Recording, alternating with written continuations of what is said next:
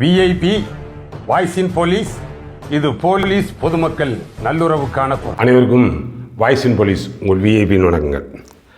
அப்புறம் அந்த கடந்த வாரமே 2 பெண் காவல் ஆய்வாளர்கள் குறித்த செய்தி வந்துச்சு. அப்புறம் மற்ற பதிவுகளில் இருந்ததுனால கொஞ்சம் தள்ளி போயிடுச்சு. அது பற்றி பார்ப்போம். அதாவது ஒன்று தென்காசி மாவட்டம் கடையம் காவல் நிலைய ஆய்வாளர் மேரி ஜெமிதா. இந்த அம்மா ஸ்டேஷன்லேயே வச்சு ஒரு 30,000 ரூபா லஞ்சம் வாங்கி கையும் களவுமாக பிடிபடுறாங்க. ரெட் ஹேண்டட் ட்ராப்பு அரெஸ்ட்டு அப்படியே ரிமாண்டுக்கு போயிட்டாங்கன்னு வைங்க. 12/4/2025 நடந்துச்சு. அது பற்றி பின்னாடி பார்ப்போம். அப்புறம் அதற்கு முன்னாடியே அந்த 8/4/2025 அது தஞ்சாவூர் மாவட்டம் திருவையாறு சப்டிவிஷன் நடுக்காவேரி காவல் நிலையம். அந்த காவல் நிலையத்தினுடைய ஆய்வாளர், அதுவும் பெண் ஆய்வாளர் சர்மிளா. அவங்க இந்த லூஸ் செல்லிங்வாங்க. ஃபஸ்ட்டு அந்த தஞ்சாவூர் மாவட்ட கேஸ் பார்ப்போம். இது என்னென்னா, தஞ்சாவூர் மாவட்டம் திருவையாறு சப்டிவிஷன் நடுக்காவேரி காவல் நிலையம். அந்த காவல் நிலைய சரகத்திற்கு உட்பட்ட ஐயாவு வயது 62, அவருடைய மகன் தினேஷ் வயது 32, மேனகா வயது 31, கீர்த்திகா வயது 29. இது ஒரு ஃபேமிலி. இதில் இந்த ஐயாவு அவர் இந்த லூஸ் செல்லிங்வாங்க. ஆனால் டாஸ்மாக் கடையில் சரக்கு பல்காக வாங்குவாங்க. பல்க்னால் என்ன, வெறும் குவார்ட்டராக தான் வாங்குவாங்க. குவார்ட்ரு, அதுவும் அந்த கடைசி ரேட்டில் இருக்குல்ல, கம்மி ரேட்டில் இருக்கக்கூடியதை ஒரு 50 பாட்டில் 100 பாட்டில் வாங்குவாங்க. கடையை விட்டு ரொம்ப அவுட்டில் இருக்கக்கூடிய இடங்களுக்கு அவங்க அந்த தண்ணி குடிக்கிறவன் அவ்வளோ தூரம் டாஸ்மாக் கடை வரைக்கும் வர முடியாதுன்ட்டு அங்கே வாங்குவாங்க. ஒரு 10 ரூபா 20 ரூபா கூட வச்சு விற்பாங்க. லூஸ் செல்லிங்வாங்க. இது அங்கே இருக்கிறவங்களுக்கு அந்த பிஇடபிள்யூக்கு காசு கொடுப்பாங்க, லோக்கல் ஸ்டேஷன் காசு கொடுப்பாங்க, ஏதோ விற்பாங்கன்னு வைங்க. அது மாதிரி இந்த ஐயாவை பார்த்துக்கிட்டு இருக்காரு. இதில் என்ன கிடைத்த தகவலின் அடிப்படையில் சொல்லிடுறேன். அந்த ஐயாவை பார்த்துக்கிட்டு இருக்கிறாரு. அதில் இந்த மகன் தினேஷ், ஏப்பா இனிமேல் இப்படி லூஸ் செல்லிங் வாங்கி வைக்காத, அடிக்கடி போலீஸ் வந்துக்கிட்டு போய்கிட்டு இருக்கு. பிள்ளைய தங்கச்சி 2 பேர் இருக்காங்க. மேனகா வயசு 31, கீர்த்தியா வயசு 29. அதில் இந்த கீர்த்தியாலாம் இன்ஜினியரிங் காலேஜ் முடித்த பொண்ணு. அதனால் இனிமேல் விற்க வேண்டாம் அப்படின்னு சொல்லிடுறாங்க. அப்புறம் இது தொடர்பாக அந்த பார் இவர் யார்கிட்ட வாங்கி விற்பாரோ அந்த பார்காரங்களுக்கும் இவருக்கும் ஏதோ ஒரு தகராறு வருது போல். ஆனால் ஏன் வாங்கி விற்க வேண்டியதானே அப்படின்றாரு. அப்புறம் இவர் போய் இந்த தினேஷ் போய் அவங்ககிட்ட போய் தகராறு பண்ணுறாரு. ஏன்னா என்னங்க எங்கள் அப்பா விற்க வேணாம்ன்ற, நீங்கள் எதுக்குங்க வற்புறுத்துறீங்க அப்படின்னு சொல்லி. அது ஒரு பக்கம் இருக்கா. அப்போ ஏதோ ஒரு தகராறு ஆகிடுது. அதில் அந்த பார்காரங்க தரப்பில் போய் ஒரு கம்ப்ளைண்ட் கொடுக்குறாங்க. அதெல்லாம் பார்த்துக்குங்க. இந்த அம்மாவை பொறுத்த வரைக்கும் சர்மிளா, ஆனால் உமன் இன்ஸ்பெக்டர். அந்த அம்மாவை பொறுத்த வரைக்கும் ஹானஸ்ட் ஆஃபீஸரு, காசுலாம் வாங்க மாட்டாங்க, நேர்மையான ஆள் அப்படின்னாங்க. ஆனால் காவல்துறை பணி இது மாதிரியான ஒரு எம்ப்ரேசிங் சுச்சுவேஷனு ரொம்ப கிரிட்டிக்கலான இருக்கக்கூடியது. வெறும் உங்களது அந்த நேர்மை மட்டும் கை கொடுக்காது. நீங்கள் காசு வாங்குங்க, வாங்காமல் போங்க, அதெல்லாம் இங்கே கை கொடுக்காது. அந்த நேரத்துக்கு நடந்து கொள்ளக்கூடிய அந்த சமயோசிதம் தான் கை கொடுக்கும்.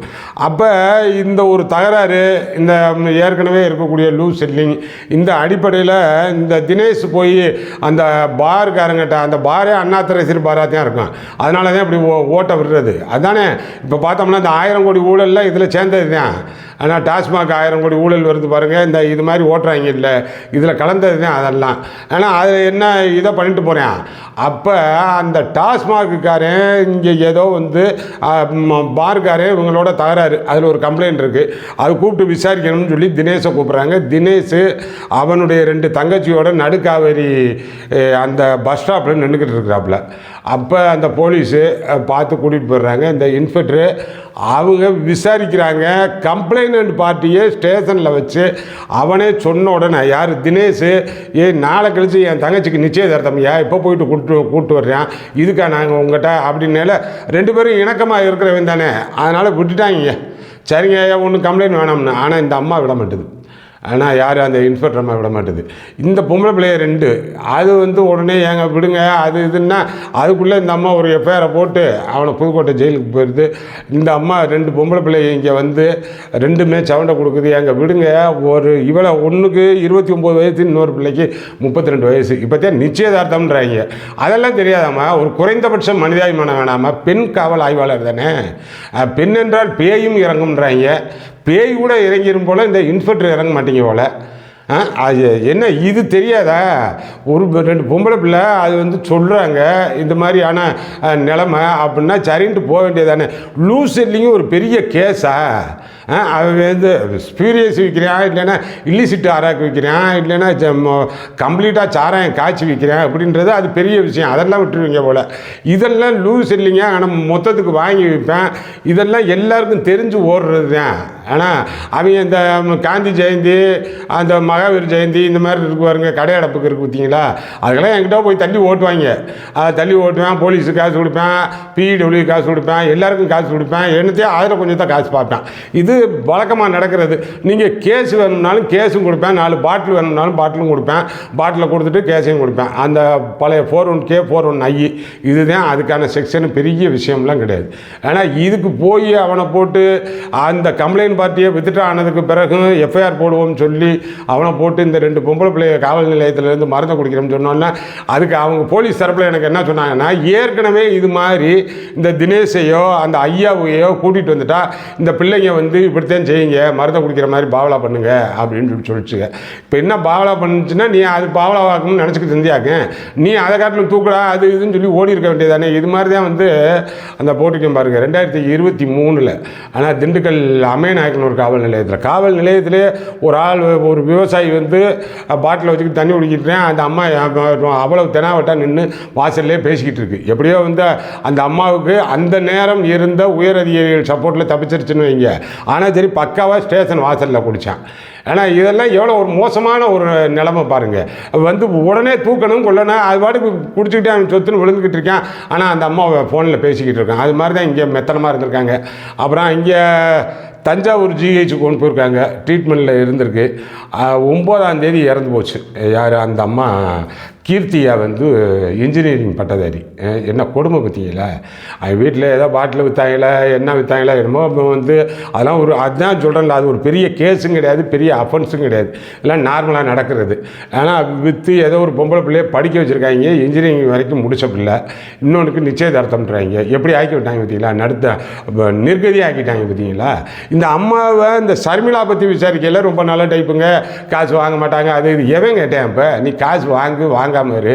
ஒரு யதார்த்தமான மனநிலை புரியலைன்னா போ, ஜெயிலுக்கு போ. இப்பயும் பாருங்கள். ஆனால் அந்த அம்மா ஆர்டிஓ இலக்கியா உடனடியாக விசாரணையை துவக்கிட்டாங்க. ஆனால் கட்டாயம் இது வந்து இப்போயே வந்து அந்த 108 பிஎன்எஸில் வழக்கு பதிஞ்சிருக்காங்கன்னு நினைக்கிறேன். ஏன்னா இதுக்கு விஆருக்கு கொண்டு போயிட்டாங்க, அதை வச்சுருப்பாங்க. அந்த 108 பிஎன்எஸ் வந்து ரொம்ப சீரியஸான அஃபென்ஸு. 10 இயர்ஸ் வரைக்கும் கன்விஷன் ஆகும். அதுவும் கூட அதே திண்டுக்கல்லில் போட்டுருந்தேன் பாருங்க. அந்த செம்பட்டியில் ஒரு ஆள் இறந்ததுக்கு 24 ஆண்டுகள் கழித்து தண்டனை ஆச்சு, 10 வருஷம். அப்போ இருந்த எஸ்ஐ, ஆனால் அந்த போலீஸு எல்லாருக்கும் வந்து அதுவும் அந்த நேரம் போட்டிருந்தேன். ஆனால் அது மாதிரியான சீரியஸான வழக்கு இதெல்லாம். அவங்க சொல்லக்கூடிய அதர்ஸ், அந்த சீனியரு, மற்ற இவங்க சொல்லக்கூடியதெல்லாம் கேட்கணும். இது ஒரு பெரிய கேஸும் கிடையாது. முதல்ல அது தெரிஞ்சுக்கோங்க. இந்த 41K 41I இதெல்லாம் பெரிய கேஸே கிடையாது. ஆனால் அதெல்லாம் ஒரு கணக்குக்கு போடுறது, அந்த ப்ரொவிஷன் கேஸ் கணக்குக்காக போடுறது. ஈஸியாக கன்விஷன் ஆக அவன் சொன்னாலே கேஸு கொடுப்பேன், காலையில் வந்துடுறானா வருவேன், அவ்வளோ எளிதான கேஸு. இதுக்கு போய் இவ்வளோ சீரியஸ் ஆக்கி அவன்கிட்ட கம்ப்ளைண்ட்காரனே வித்துட்டு ஆனதுக்கு பிறகு அதை இவ்வளோ இதாச்சுன்னா இந்த அம்மா, இந்த இன்ஸ்பெக்டர் சுட் பி பனிஷ்டு. அதில் வந்து மாற்றம் கிடையாது. இது வந்து இந்த அதர் இன்ஸ்பெக்டர்ஸ், அந்த பர்டிகுலர்லி உமன் இன்ஸ்பெக்டர் கொஞ்சம் கவனமாக இருங்க. ஆனால் வந்தாங்கன்னா அந்த சமயோசிதமாக நடந்துக்கணுங்க. அதுதான் போலீஸினுடைய ரொம்ப ரொம்ப முக்கியத்துவம் வாய்ந்த. நீங்கள் சட்டப்படி நடந்துக்கிறது இதெல்லாம் விட்டுருங்க. சமயோசிதமாக அந்த டயத்துக்கு எப்படி அப்படின்றது படி நடந்துக்கணும். அதுக்கு அடுத்தது பார்ப்போம். இது கடந்த 12/4/2025 தென்காசி மாவட்டம் கடையம் காவல் நிலைய ஆய்வாளர் மேரி ஜெமிதா. இந்த அம்மா வந்து ஸ்டேஷன்லேயே வச்சு ஒரு 30,000 ரூபா லஞ்சம் வாங்குறாங்க. ஆனால் இது வந்து ஆலங்குளம் சப்டிவிஷனில் வரக்கூடியது. ரொம்ப ரிமோட்டாக தான் இருக்குது. அந்த ஸ்டேஷனில் வந்து ஆள் நடமாட்டமே ரொம்ப கம்மியாக தான் இருக்குது. அந்த இது பார்த்தாலே தெரியுது ஸ்டேஷனு. அதில் வச்சு அது என்னென்னா, திருநெல்வேலி மாவட்டம் பனகுடியை சேர்ந்தவரான் மணி என்பவரது மகன் செல்வகுமார்.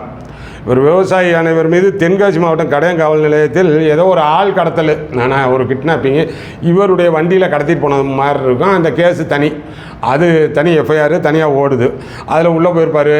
அப்புறம் வந்து ஜாமீனில் வந்திருப்பார். கண்டிஷன் பெயிலில் கையெழுத்து போட்டுக்கிட்டு இருக்கிறாரு. இப்போ வண்டியும் அதில் வந்து கேஸ் ப்ராப்பர்ட்டி. ஆனால் வண்டியை அப்பயே பிடிச்சிருப்பீங்க.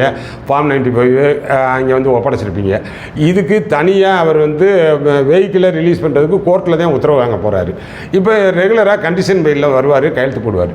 இப்போ கண்டிஷன் பெயில் கையெழுத்து போகும்போதெல்லாம் அந்த இன்ஸ்பெக்டர்கிட்ட தான் ரைட்டர்கிட்ட நோட்டு கொடுப்பாங்க. சிலது இந்த மாதிரியான கொஞ்சம் இம்பார்ட்டண்ட் கேஸ் இருந்துச்சுன்னா சரியா அந்த இன்ஸ்பெக்டரே வந்து அந்த கண்டிஷன் பெயில் நோட்டை வாங்கி வச்சுக்கிடுவாங்க. அவன் ஏன்ட்டே வந்து கையெழுத்து போடட்டும் அப்படின்னு.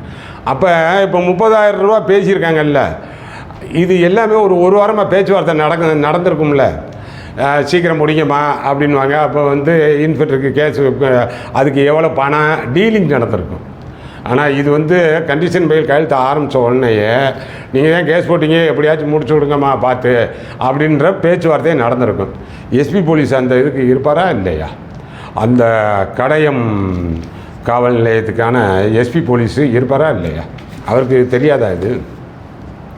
பக்கத்துலேயே தான் ஆலங்குளம் எஸ்பி அவர் யார், திரு அரவிந்த் எஸ்பிக்கு இது தெரியுமா இல்லையா? இது ட்ராப் ஆச்சுன்னா ஒரு இன்ஸ்பெக்டர் பக்காவாக ட்ராப் ஆகிறாருன்னா ஸ்லாக் சூப்பர்வைசன் பக்காவாக ஸ்லாக் சூப்பர்வைசன். ஏன்னா அது நிலையத்திலே வச்சு அடிக்கிறாங்க. ஏன்னா நிலையத்திலே வச்சு ஃபினாத்திலிங் பவுடர் தடியை வாங்கினா அந்த சப்டிவிஷன் டிஎஸ்பிக்கு வந்து வீக்கு, எஸ்பிக்கு வீக்கு, ஸ்லாக் சூப்பர்வைசனு உங்களுக்கு எதுவுமே தெரியலைன்னு அர்த்தம். ஆனால் உங்கள் எஸ்பி போலீஸு வீக்குன்னு அர்த்தம். நீங்கள் அந்த உமன் இன்ஸ்பெக்டரு கட்டாயம் உங்களுக்கு ஒன்றும் தெரிய மாட்டேதுமா. அது இதில் சொல்கிறது என்னால் வந்து இது வெறும் செய்தி தானே அப்படின்னு கடந்து போக முடியலை. அந்த செய்திக்குள்ளே இருக்கக்கூடிய செய்தியை உங்களுக்கு ஒரு அவேர்னஸுக்காக நான் சொல்ல வேண்டியது இருக்குது. தொடர்ந்து இது மாதிரி மாட்டிக்கிட்டே இருக்கிறதுன்றது நல்லாவா இருக்குது? உங்களுக்குன்னு தெரியாதா? இது வந்து நிலையத்தில் இப்படி வச்சு வாங்குறது, நீங்கள் எங்கே வச்சு வாங்கினாலும் தெரிஞ்சு போயிருமா.